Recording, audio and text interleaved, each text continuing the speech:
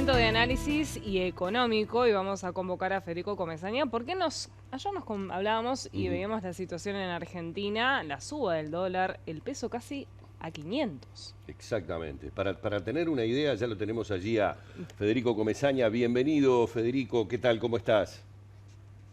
¿Cómo están? ¿Todo bien? Muy bien, muy bien. Mira, iba a comentar que para tener una idea nosotros aquí en Uruguay de lo que significa ese dólar a 495, el dólar blue, como le dicen ellos, a 495, hay que tener idea de que el papel billete de mayor valor en la República Argentina es el papel de 1.000 pesos. Es decir, eso tiene hoy en la República Argentina un valor de $2.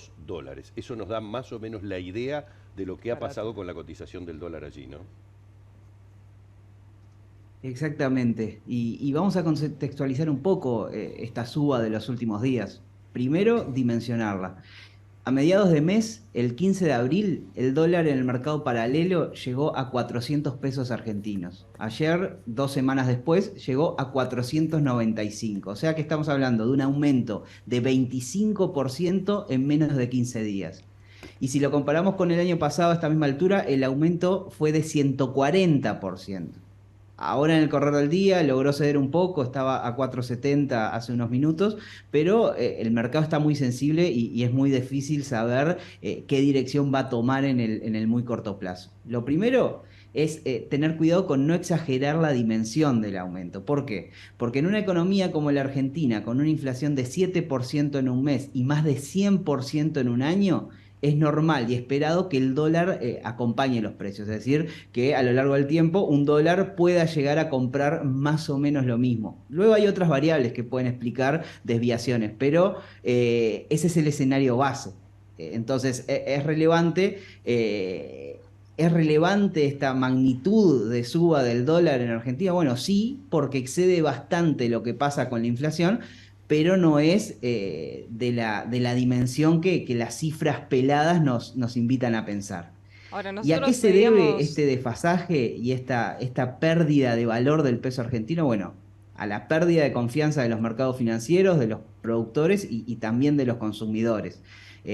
Porque a los problemas estructurales de una macroeconomía totalmente desequilibrada se le sumó ahora una coyuntura muy adversa, que es una sequía que destrozó los cultivos de soja, que es una de las principales fuentes de dólares para una economía cerrada y que necesita de moneda extranjera, donde hay además un cronograma de vencimientos muy apretado y se pone en riesgo caer en un nuevo default.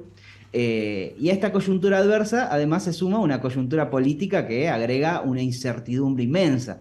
Un gobierno con bajísima popularidad, sumido en crisis internas y un sálvese quien pueda por los votos que van quedando, palos en la rueda del gobierno incluso desde las propias filas y un ciclo electoral con elecciones muy próximas este año que no muestra soluciones viables y por el contrario refuerza todavía más el discurso populista y facilista que aleja la posibilidad de una solución real. Bueno, estamos hablando, veíamos en el gráfico si había una solución a mediano o corto plazo. O sea, ¿eso vos lo ves viable? Dado la coyuntura política Y que tiene bueno, hoy. la respuesta teórica es relativamente sencilla. A ver, implica un sinceramiento de precios y un ajuste fiscal importante con el objetivo principal de recuperar esa confianza perdida de la que hablábamos y retomar un crecimiento sostenible. Ahora, en la práctica eso es muy difícil de lograr, porque se requieren liderazgos excepcionales para convencer a la gente de que lo que hay que hacer les va a hacer pasar por complicaciones aún más graves en el corto plazo, cuando es un país con un 40% de pobreza y un agravamiento sistemático de esa situación. Entonces, es muy difícil convencer al votante argentino y un votante además que no tranza con este tipo de discursos, más aún cuando tiene una oferta electoral absolutamente negacionista de estos problemas o que viene con soluciones mágicas e inviables. Claro. Federico, como para cerrar en un minutito, el impacto en Uruguay de esta situación, de continuar esta escalada del dólar o de continuar esta situación tan volátil desde el punto de vista económico en la Argentina.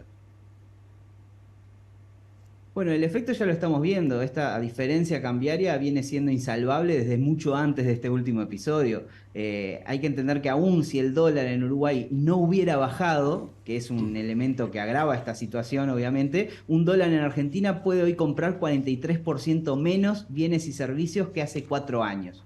Y en ese momento Argentina ya estaba barata para los uruguayos. O sea, el gobierno puede pensar en soluciones paliativas, pero no puede forzar una suba del dólar capaz de compensar estas diferencias. Es cierto, por acción u omisión, el gobierno ha agravado esta situación cambiaria, priorizando quizás otras variables en la economía y apostando a otras trayectorias a futuro, pero lo que puede hacer ahora es pensar en medidas que compensen parcialmente esta realidad en las regiones de frontera y actores quizás más afectados, pero aún así va a tener que cuidar con qué instrumentos para no generar distorsiones bueno, que terminen afectando la estabilidad dentro de Uruguay.